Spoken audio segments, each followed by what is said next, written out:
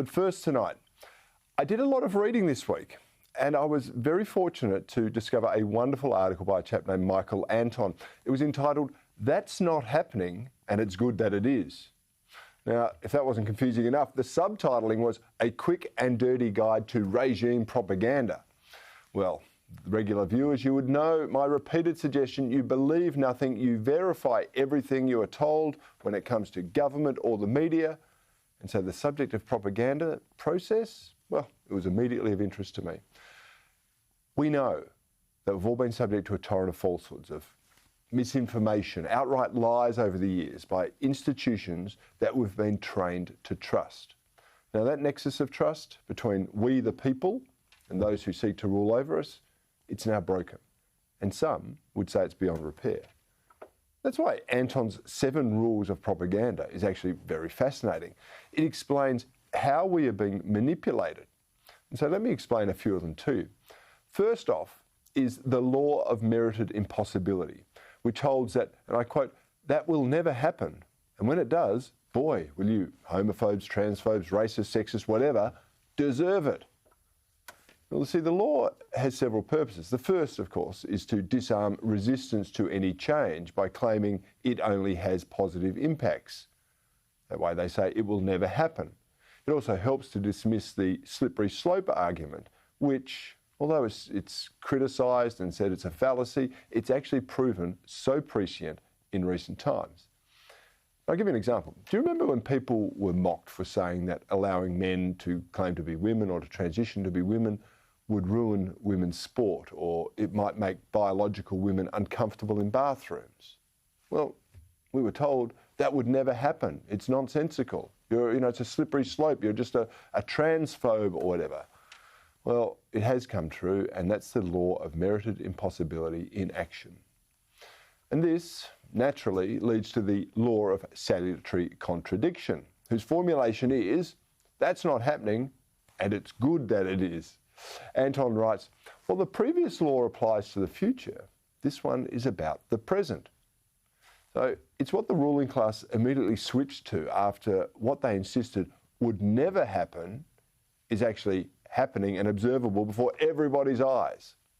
Let me give you another example. Think about the collectivist approach to electricity. They've insisted that solar and wind power are basically free, and hence there's no chance they could put upward pressure on electricity prices. Well, of course, they were wrong. Now, there's no surprise in that because leftists get most things wrong. They're pathologically wrong, almost.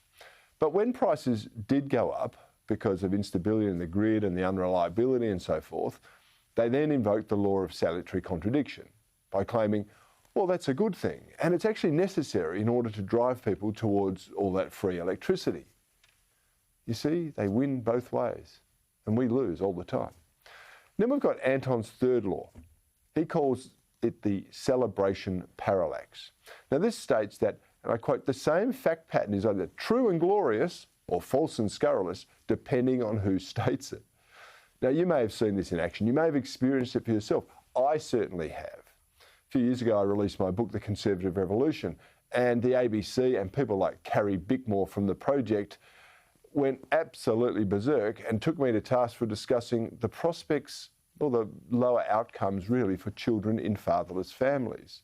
Now, I was called all sorts of names by idiots who hadn't even read what I'd written in the book. And they took offence to this line that I used. "We know the statistics that children who grow up without a father are 5 times more likely to live in poverty and commit crime, 9 times more likely to drop out of schools, and 20 times more likely to end up in prison."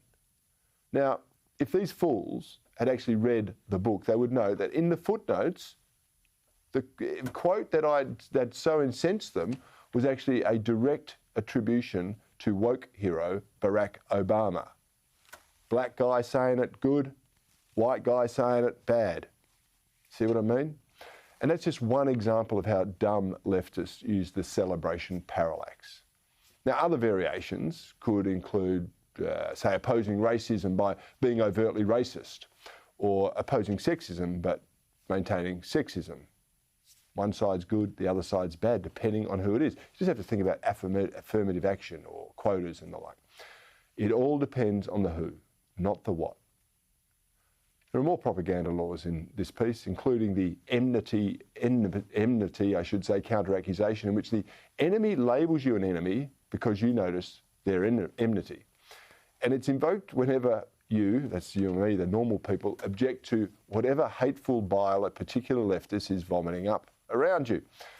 So, for example, if an Antifa thug starts to attack you and you then raise your hand to protect yourself, you become labelled the violent one. See how it works? You can't win with these leftists.